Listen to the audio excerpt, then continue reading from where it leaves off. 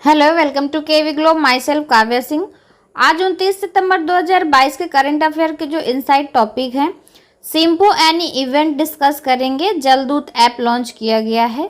तमीरापानी नदी, फ्लाइंग उड़ान, विश्व पर्यटन दिवस, आयुष्मान उत्कृष्ट पुरस्कार 2022 का, जनजातियों पर विश्वकोश जारी किया गया है। ऑनलाइन जुए को नियंत्रित करने की मंजूरी दी गई है। कहाँ पर दी गई है? Very short range air defence system missile. ये सारे जो टॉपिक हैं आज की क्लास में, इनसे रिलेटेड क्वेश्चंस कवर किए जाएंगे जो कि एग्जाम के लिए मोस्ट इंपॉर्टेंट, इसलिए आप लोग क्लास को ध्यान से जरूर देखिएगा। करंट अफेयर के अलावा भी कुछ इंपॉर्टेंट डिस्कशंस होते हैं करंट अफेयर के साथ ही, जो कि एग्जाम में क्वेश्चंस पूछे जाते हैं, वो भी कवर किए जाते हैं।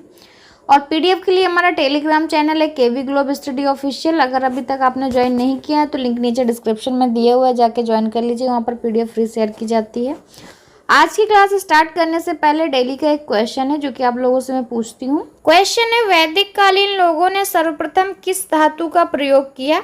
इसके 4 ऑप्शंस दिए हुए हैं, पीतल, लोहा, कांसा, तांबा। इस क्वेश्चन को आप लोग ठीक से समझ लीजिए और इसका आंसर आप लोग कमेंट बॉक्स में कमेंट करके दीजिए। क्लास के एंड में इसका सही आंसर मैं आपको बताऊंगी और इसको डिटेल में डिस्कशन भी करेंगे इस क्वेश्चन को। उससे पहले हम आज के करंट अफेयर कवर करते हैं। पहला क्वेश्चन है, किस राज्य की कैबिनेट ने हाल ही में ऑनलाइन जुए को नियंत्रित करने की मंजूरी दी है? तो जो ऑनलाइन जुआ खेला जाता है, इसको नियंत्रित करने की मंजूरी दी है तमिलनाडु ने। इसका सही आंसर हो जाएगा option C, Tamil Nadu. Tamil Nadu cabinet ने ऑनलाइन जुए को नियंत्रित करने के लिए एक अध्यादेश जारी करने की अपनी मंजूरी दी है। मुख्यमंत्री हैं तमिलनाडु के एम.के. स्टालिन। एम.के. स्टालिन की अध्यक्षता में कैबिनेट की बैठक में अध्यादेश के मसौदे को अंतिम रूप देने के बाद ये फैसला लिया गया है। सरकार ने कहा है कि राज्यपाल आर.एन. रवि की सहमति के बाद इसे जारी किया जाएगा। तमिलनाडु के राज्यपाल हैं आर.एन. रवि। नेक्स्ट क्वेश्चन है, हाल ही में किस राज्य को आयुष्मान उत्कृष्ट पुरस्कार 2022 मिला है? इसका सही आंसर है ऑप्शन डी, उत्तर प्रदेश। उत्तर प्रदेश को आरोग्य मंथन कार्यक्रम में आयुष्मान उत्कृष्ट पुरस्कार 2022 से सम्मानित किया गया है। नेशनल हेल्थ फैसिलिटी रजिस्टर में विभिन्न स्वास्थ्य सुविधाओं को जोड़ने के लिए यूपी को राष्ट्रीय स्तर पर यह सम्मान मिला है। इस रजिस्टर में 28,728 स्वास्थ्य सुविधाओं को जोड़ने के साथ ही उत्तर प्रदेश देश में सबसे अच्छा प्रदर्शन करने वाला राज्य बना है। इसके अलावा उत्तर प्रदेश लगभग 2 करोड़ आयुष्मान भारत स्वास्थ्य खाता खोलने वाला देश का दूसरा राज्य है। नेक्स्ट क्वेश्चन है, हाल ही में किस राज्य के मुख्यमंत्री ने जनजातियों पर विश्वकोश जारी किया है? सही आंसर है ऑप्शन डी, ओडिशा। ओडिशा के जो मुख्यमंत्री इस समय नवीन पटनायक हैं, इन्होंने जनजातियों पर आधारित एक विश्वकोश जारी किया है जिसमें प्रदेश में रहने वाले सभी 62 आदिवासी समुदायों की परंपराओं और संस्कृतियों का संकलन मौजूद है। क्लास अच्छी लग रही है तो क्लास को ज़्यादा से ज़्यादा शेयर जरूर करते जाइएगा। अगर आपको क्वेश्चंस के डिटेल डिस्कशन यानी कि एक्सप्लेनेशन डिटेल में चाहिए और ज़्यादा चाहिए तो प्लीज़ कमेंट बॉक्स में कमेंट करके बता दीजिए, तो मैं आपका एक्सप्लेनेशन ठीक से डिटेल में आपको क्लियर कर दूंगी। लेकिन अगर आपको शॉर्ट में ही क्वेश्चन चाहिए तो भी कमेंट करके बता दीजिए, क्योंकि कुछ लोग कमेंट आते हैं कि आप क्वेश्चन ज़्यादा करिए, एक्सप्लेनेशन कम करिए। कुछ लोग कहते हैं मैम थोड़ा डीप में समझाइए, इसलिए प्लीज़ कमेंट करके बताइए और क्लास को ज़्यादा से ज़्यादा शेयर जरूर करते जाइए। नेक्स्ट क्वेश्चन है, हाल ही में खबरों में रही तमीरापानी नदी किस राज्य में स्थित है? सही आंसर है ऑप्शन डी, तमिलनाडु। तमीरापानी नदी तमिलनाडु के तिरुनेलवेली जिले में पश्चिमी घाट की पोथिगई पहाड़ियों से निकलती है। जो Bengaluru based Ashoka trust for research and the environment यानी कि एट्री के शोधकर्ताओं ने तमीरा एससीएस परियोजना के तहत तमीरापानी नदी के जीर्णोद्धार की पहल की है। नेक्स्ट क्वेश्चन है, किस केंद्रीय मंत्रालय ने जलदूत ऐप विकसित किया है? सही आंसर है ऑप्शन डी, ग्रामीण विकास मंत्रालय और पंचायती राज मंत्रालय। ग्रामीण विकास मंत्रालय और पंचायती राज मंत्रालय द्वारा ये जलदूत ऐप विकसित किया गया है। इस ऐप का इस्तेमाल पूरे देश में एक गांव में चयनित कुओं के जलस्तर को पकड़ने के लिए किया जाएगा। नेक्स्ट क्वेश्चन है, केंद्र सरकार द्वारा सिम्फो एनी कार्यक्रम के माध्यम से किसे बढ़ावा देना है? सही आंसर है ऑप्शन बी, उत्तर पूर्व पर्यटन क्षेत्र। जो उत्तर पूर्व का पर्यटन क्षेत्र है, तो सिम्फो एनी कार्यक्रम के जरिए इसे बढ़ावा देना है केंद्र सरकार द्वारा। सिम्फोनी का जो उद्देश्य है उत्तर पूर्वी भारत की बेरोजगार सुंदरता को प्रदर्शित करने के लिए एक रोड मैप बनाना और उत्तर पूर्वी क्षेत्र में पर्यटन क्षेत्र की सराहना करना है। नेक्स्ट क्वेश्चन है, very short range air defence system missile किसके द्वारा विकसित की गई है?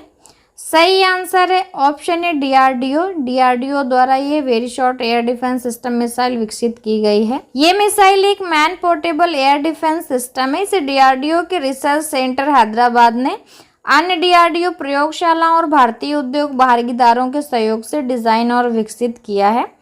नेक्स्ट क्वेश्चन है, हाल ही में किस राज्य के मुख्यमंत्री ने फ्लाइंग उड़ान का उद्घाटन किया है? सही आंसर है ऑप्शन ए मणिपुर। ये फ्लाइंग उड़ान का उद्घाटन मणिपुर के मुख्यमंत्री ने किया है। मणिपुर के मुख्यमंत्री एन बीरेन सिंह हैं। इन्होंने बीर टिकेंद्रजीत अंतर्राष्ट्रीय हवाई अड्डे पर इम्फाल से अरुणाचल प्रदेश के तेजू के लिए पहली फ्लाइंग उड़ान का उद्घाटन किया है। क्षेत्रीय संपर्क योजना के तहत उड़े देश का आम नागरिक इस अवसर पर बोलते हुए इन्होंने जोर देकर कहा कि इस प्रयास से लोगों के बीच संपर्क बढ़ेगा, जिससे पूर्वोत्तर क्षेत्र में व्यापार, वाणिज्य और पर्यटन क्षेत्र में भारी वृद्धि देखने को मिलेगी। नेक्स्ट क्वेश्चन है, हाल ही में विश्व पर्यटन दिवस कब मनाया गया है? तो सही आंसर है ऑप्शन सी 27 सितंबर। विश्व पर्यटन दिवस हर साल 27 सितंबर को मनाया जाता है।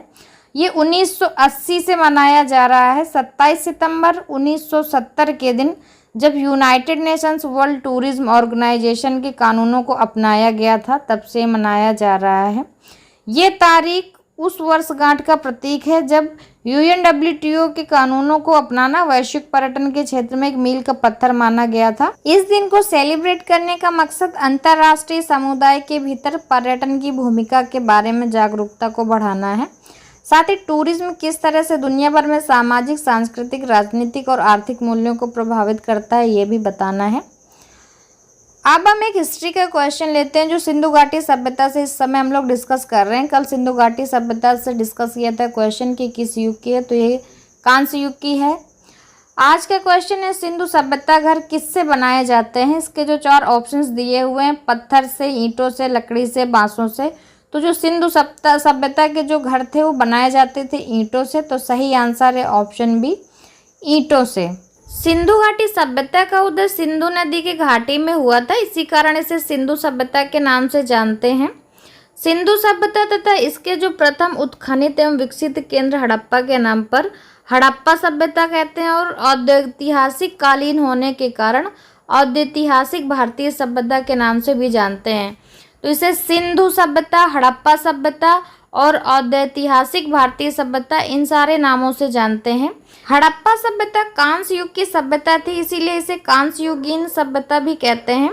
और भारतीय पुरातत्व विभाग की स्थापना का जो श्रेय वायसराय लॉर्ड कर्जन को प्राप्त है। भारतीय पुरातत्व विभाग के जो जन्मदाता हैं अलेक्जेंडर कनिंघम को मानते हैं कि ये भारतीय पुरातत्व विभाग के जन्मदाता हैं। क्लास के स्टार्टिंग में आपसे क्वेश्चन पूछा गया था, वैदिक कालीन लोगों ने सर्वप्रथम किस धातु का प्रयोग किया? इसका सही आंसर है ऑप्शन डी तांबा। वैदिक काल प्राचीन भारतीय संस्कृति का वो कालखंड है जिस दौरान वेदों की रचना हुई थी। हड़प्पा संस्कृति के पतन के बाद भारत में एक नई सभ्यता का आविर्भाव हुआ। इस सभ्यता की जानकारी के स्रोत वेदों के आधार पर इसे वैदिक सभ्यता का नाम दिया गया था। अब हम कल का क्वेश्चन देख लेते हैं जो कि आप लोगों से पूछा जाएगा। क्वेश्चन है, हाल ही में कौन सी राज्य सरकार मातृभूमि योजना पोर्टल लॉन्च करेगी? इसका सही आंसर है ऑप्शन डी उत्तर प्रदेश।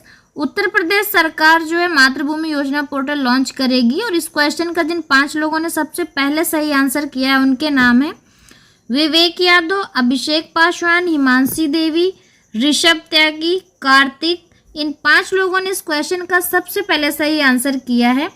अब आज का क्वेश्चन है आपके लिए, किस राज्य के मंत्रिमंडल ने प्राथमिक स्कूली बच्चों के लिए ट्यूटर योजना को मंजूरी दी है?